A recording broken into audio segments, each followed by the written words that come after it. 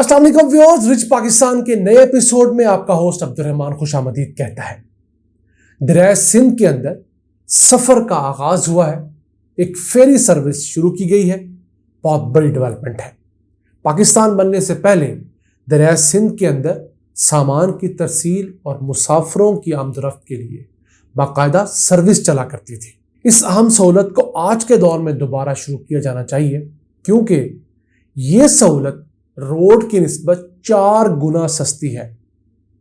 जितनी लागत किसी सामान को रोड के जरिए भेजने पर आती है, उससे 4 गुना कम लागत दरिया के जरिए या बड़ी नहरों के जरिए आती है। इस बड़ी डेवलपमेंट को आपके साथ डिस्कस करेंगे और बताएंगे किस तरह 1550 किलोमीटर की लंबी हाईवे पाकिस्तान की इकॉनमी को बदल सकती है। अगर तारीख की बात करें तो इंसान हजारों साल से दरियाओं के अंदर कश्ती रानी करता आया है। फिर एक कॉन्सेप्ट आया इनलैंड वाटरवेज कि दरियाओं के साथ साथ बड़ी नहरों के अंदर भी ना सिर्फ कश्तियां बल्कि बड़े जहाज चलना शुरू हुए। अगर बात करें अमेरिका की तो वहां पर एक है मिसिसिपी रिवर सिस्टम, जो कि अमेरिका की 32 रियासतों में फैला हुआ है। और इस सिस्टम के अंदर सालाना 500 मिलियन टन कार्गो तस्सील किया जाता है, जिसकी मालियत 130 बिलियन डॉलर्स है। कहा जाता है कि अगर इस सिस्टम को बंद कर दिया जाए तो अमरीकी मईशत बंद हो जाएगी। इसी तरह यूरोपीय यूनियन के 12 ममालिक राइन और डनूब रिवर के जरिए मिले हुए हैं। ये तमाम के तमाम ममालिक हर साल तकरीबन 530 मिलियन टन सामान आपस में एक दूसरे को भेजते और वसूल करते हैं। लेकिन पाकिस्तान, जिसके पास दुनिया का सबसे बड़ा नहरी निज़ाम है, वो इस सहूलत को आज तक इस्तेमाल ही नहीं कर सका। हालांकि अंग्रेज ने 1852 के अंदर इसी दरिया सिंध के अंदर फेरी के जरिए पोस्टल सर्विस शुरू की थी, जो कि कराची से मुल्तान और मुल्तान से कराची तक पहले खत पहुंचाया करती थी, फिर सवारियां पहुंचाना शुरू हुई। अब इंडस रिवर के अंदर ये जो फेरी सर्विस शुरू की गई है, ये सक्खर से रोड़ी तक 16 किलोमीटर के पैच पर शुरू की गई है। और डिस्ट्रिक्ट काउंसिल ने ये प्रोग्राम शुरू किया है टूरिज्म को प्रमोट करने के लिए और फ्यूचर में ऑल्टरनेट रूट को यहाँ पर देने के लिए। 6 फेरीज है। लबे मेहरान का जो छोटा सा पार्क है सक्खर का, वहां से इससे आगाज किया गया है। लेकिन मैं समझता हूं ये कॉन्सेप्ट अच्छा है फ्यूचर में आगे जाने के लिए। अब ये जो इनलैंड वाटरवेज होती हैं, ये हाईवेज और रेलवे दोनों से सस्ती पड़ती हैं। इसका कंपैरिजन कुछ यूं है कि जितना फ्यूल एक ट्रक 100 किलोमीटर का फासला तय करने पे खर्च करता है, उतने फ्यूल में एक जहाज 370 किलोमीटर का फासला तय कर लेता है। समझ लीजिए 4.25 गुना ज्यादा फासला उतने फ्यूल में ही एक जहाज ट्रेवल कर लेता है। इसके अलावा इनलैंड वाटरवेज की तामीर और मेंटेनेंस के ऊपर हाईवेज की निस्बत 5 गुना कम लागत आती है।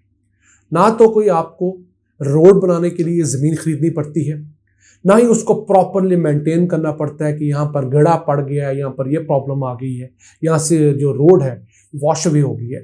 थोड़ी बहुत मेंटेनेंस सिर्फ इतनी करनी पड़ती है आपको कि उस रास्ते को एक गहरा रखने के लिए थोड़े बहुत निगरानी, और कोई दरमियान में पत्थर आ गया, सैलाब आ गया तो मेंटेन करना पड़ता है। तो इन दोनों बड़े फैक्टर्स को मिला लें तो 4 गुना की आपकी बचत है, कम से कम मैं बात कर रहा हूं, बड़े रिजर्व्स एस्टिमेट्स हैं। अब सिंध से जो माल पंजाब आता है, मिसाल के तौर पे फ्रूट्स हैं, सब्जियां हैं, वो 15-20 दिन पहले पक जाती हैं सिंध में, तो पहले पंजाब आ जाती है। वहां से एक ट्रक की लाहौर तक जो कॉस्ट आ रही है वो 1.25 लाख रुपए से 1.5 लाख रुपया फी ट्रक है। अगर हम उतना सामान ही एक बैराज में, एक बड़े से ये पानी वाले बेड़े में डाल लें, तो हमारी वही कॉस्ट 1.5 लाख रुपए से कम होकर 50,000 भी नहीं 40,000 तक आ सकती है। तो आप सिर्फ अज्यूम कीजिए कि सब्जियां और फ्रूट किस हद तक सस्ते हो सकते हैं। फिर दोनों जानिब से जो ट्रांसपोर्ट होती है, मिसाल के तौर पर यहाँ पर जो नास बनकर कराची की बंदरगाह या पोर्ट कासम तक जाती है एक्सपोर्ट के लिए, उनकी कॉस्ट कितनी कम होगी। फिर जो हम इंपोर्ट्स करते हैं वो कराची की पोर्ट से अगर अप साइड कंट्री नौशहरा तक जाती है तो आप अज्यूम कीजिए कितना बड़ा फाइनेंशियल इंपैक्ट आ सकता है। पाकिस्तान में इनलैंड वाटरवेज के 2 रूट तो बने बनाए हैं। एक तो नौशहरा से कराची, सिर्फ दरमियान में आने वाले जो बैराजेस हैं वहां पर लॉक लगाकर आप शिप को ऊपर से नीचे, नीचे से ऊपर ले जा सकते हैं, जैसे पनामा कैनाल में होता है, आप स्क्रीन पर देख सकते हैं। और इस पूरे रूट को फॉल करने पे बमुश्किल $1 अरब लागत आएगी, जबकि हमने सीपैक के अंडर $30 अरब लगवा लिए हैं अपनी मोटरवेज बनाने के लिए और पावर प्लांट लगाने के लिए। हालांकि चाइना अपने मुल्क के अंदर $200 अरब लगा रहा है अपने नहरों और दरियाओं के अंदर पानी के रास्ते सामान की तरसील के लिए। तो क्या हमें $1-2 अरब ना दे सकता? एक रूट तो हम बता चुके, दूसरा रूट है इसी रूट के जरिए कराची से आप आएंगे यहाँ कोट मिठन तक और वहां से आप लाहौर पे आएंगे, जो कि दरिया रावी के जरिए है। ये तो बने बनाए रूट है। मैं सिर्फ अभी इंडस रिवर की बात कर रहा हूं, दरिया सिंध की। अभी जेहलम, चनाब, रावी की बात हम नहीं कर रहे। रावी और सतलुज छोड़ दीजिए, बहुत छोटे हो गए हैं, वहां पर पानी ना होने के बराबर है। लेकिन अभी भी हमारे पास चनाब और जेहलम की 2 ऑप्शंस हैं।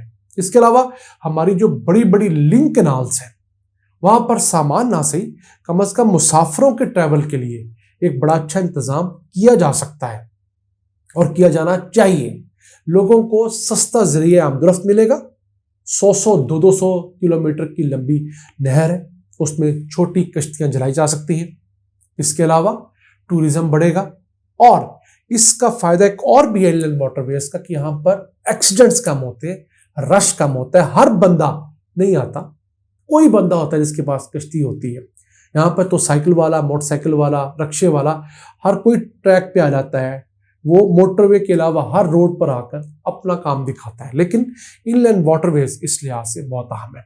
शहबाज शरीफ ने 2014 में एक बड़ा अच्छा मंसूबा शुरू किया था, जो कि नौशहरा से लेकर कराची तक दरिया सिंध के अंदर इनलैंड वाटरवे बनाने का मंसूबा था। लेकिन बदकिस्मती से 2018 में उस कंपनी को बंद कर दिया गया, जिसने एक कामयाब पायलट प्रोजेक्ट किया था, जो कि दादू खेल से लेकर नौशहरा तक का, अटक तक का 220 किलोमीटर का एक पैच इसने कामयाबी से ट्रैवल किया और 300 टन सामान उठाने वाला एक बहरी बेड़ा भी बना लिया था, जो आज भी वहां पड़ा हुआ जंग आलूद हो रहा है। इस कंपनी का नाम था इनलैंड वाटर ट्रांसपोर्ट कंपनी।